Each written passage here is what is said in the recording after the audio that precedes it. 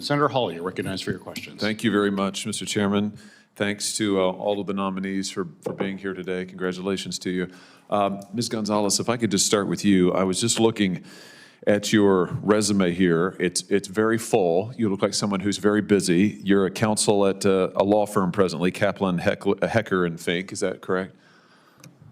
Yes, Senator, that is correct. And also a co-director at a civil rights clinic at Howard. Is that correct? Got that right? That's correct, Senator. So it doesn't look like to me you have a lot of free time. I imagine that you choose what you invest your time in very carefully. Is that fair to say? Yes, Senator. You are also on the board of a group called the Immigrant Justice Corps. Do I have that right? Yes, Senator. Let me just ask you about this group that you are a part of, that you're a board of directors, a member of, and the positions they've taken. They've taken a lot of positions. You've taken a lot of positions when it comes to immigration policy, including saying recently that this president's policy, President Biden's recent policy to restrict temporarily some of the flow across our southern border, when on a given day there are multiple thousands of illegal migrants crossing. The president said that after there are multiple thousands on any given day, he would temporarily restrict somewhat the flow, but which, by the way, I think is way too late in the game. He should be doing much more.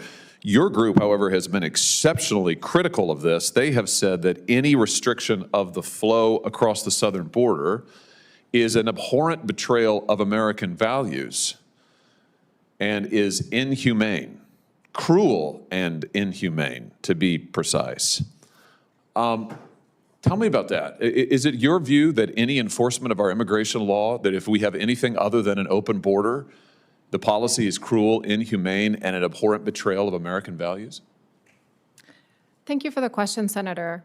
I do not believe that statement to reflect a request for open borders. I have never taken that position. I can tell you, I'm not familiar with that particular statement. I can tell you why I joined the organization, the board of the organization, and it is because I believe in its mission to provide quality counsel to individuals who are going through removal proceedings. It was an idea that was inspired by the late Judge Katzman's study about the efficiencies of providing such counsel to individuals who are going through removal proceedings. And I understand that the organization engages in advocacy and policy, and that if confirmed, my role as a judge would be to put any such advocacy and policy aside. Well, let me just ask you, I don't mean to interrupt you, but my time is going to tick down here quite quickly. I just want to get clear on this. Is it your position that restrictions on the flow of illegal migrants, just to be, well, let me just ask you this more fundamentally. Do you believe we have a crisis at the southern border? Senator, I do not believe it is my position to opine on such policy questions. I think those policy questions are very important for But you're a member this of body. a board of directors. You're a director at an organization that has taken many such positions. So it seems to me you have taken a position. Your organization certainly has. You represent them. You're a member of that board. You choose your time very carefully, as we established just a moment ago. They say that any restriction on the flow of illegal migrants, I want to be clear about this, illegal migrants is abhorrent. It is a betrayal of American values. It's cruel and inhumane. Is that your position? Senator, I am not familiar with that specific statement. My June the 5th, affiliation, 2024. It's a press release from your organization. my affiliation with the organization does not commit me to every position it takes So this on is law not your and policy. position? No, Senator. You disagree with this? Senator, I joined the organization to support its mission to provide counsel to individuals going through removal proceedings. Okay, let me ask you about that since you bring that up. You have also advocated for providing counsel, in fact, taxpayer-funded counsel, to every asylum seeker at our border. Do you know how many credibility and fear determinations the Customs and Immigration Service performed just in 2023 at the southern border? No, Senator, I am not aware of that number. 146,000. 146,000 in 2023 alone. So you are in favor of taxpayer funding for attorneys for at least 146,000 illegals. Is that right?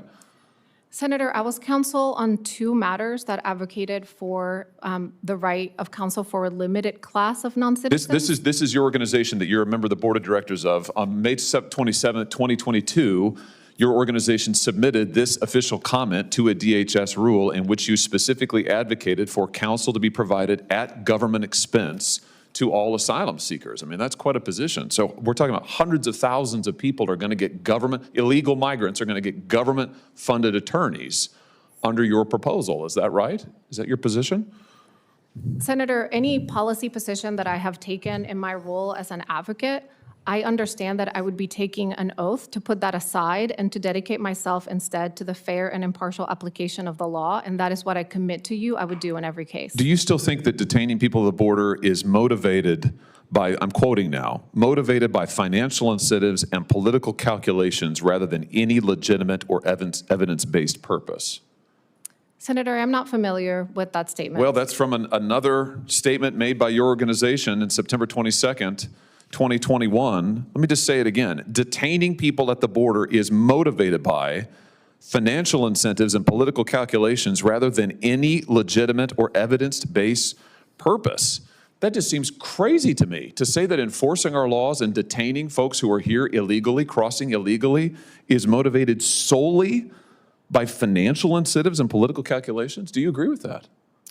Senator, I joined the organization to support its mission to provide counsel. Yeah, I've heard that answer, but do you agree with this? You're a member of the board of directors of this organization that frankly has taken crazy positions over and over. I'm just wondering if you agree with these positions. So this is just a yes or a no. Do you agree that detaining people at the border is motivated solely by financial incentives and political calculations?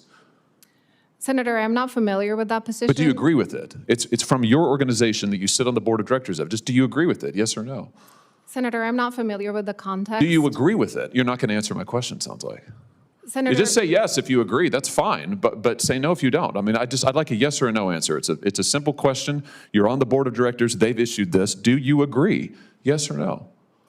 Senator, I joined the organization to support its mission. Goodness. This is provide- disappointing. I don't understand why won't you answer me? Are you afraid of the answer that won't be popular? I mean, why are you distancing yourself from it now? Aren't you still a member of this organization? You're still on the board, aren't you? Yes, Senator, I still serve on the board. Okay, well, so you don't agree with any of these positions? You won't say now whether you agree or not. Is it because they're so radical? Senator, my personal position on any policy issue would play no role in the job that I would perform as a judge if I were to be confirmed. You've also written a paper in which you say that you don't think police ought to enforce traffic laws because it may lead to inequity. Do you remember that paper from 2023? Yes, Senator. Why is that? You don't want police to enforce traffic laws? I mean, it just seems to me, I'm having trouble following your positions here. You don't want the immigration laws to be enforced. You apparently think that any detention of illegals at the border is motivated by political calculations and is illegitimate, and you don't want police to be enforcing traffic laws. But you want to be a judge. How's this going to work?